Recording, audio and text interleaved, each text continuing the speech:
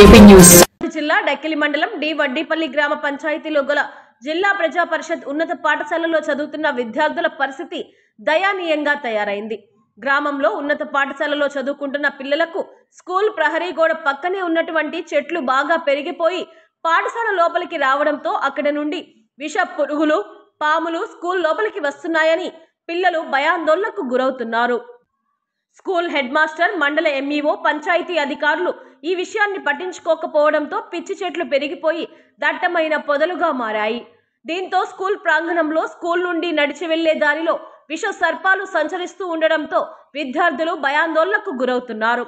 Corporate స్కూల్కు దీటుగా ప్రభుత్వ బడులు ఉన్నాయని గొప్పలు చెప్పుకునే డక్కిలి మండల ఎంఈఓకు ఇలాంటివి కనిపించలేదంటే మండలంలో ఎంఈఓ పర్యవేక్షణ ఎంత నిజాయితీగా చేస్తున్నారో అర్థమవుతోంది.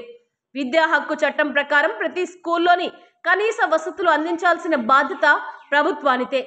కానీ అధికారుల అలసత్వం వల్ల పిల్లల జీవితాలపై ప్రభావం పడుతోంది. ఇకనైనా అధికారులు స్కూల్ పరిసర ప్రాంతాలను పరిశుభ్రంగా ఉంచాలని విద్యార్థుల తల్లిదండ్రులు కోరుకుంటున్నారు.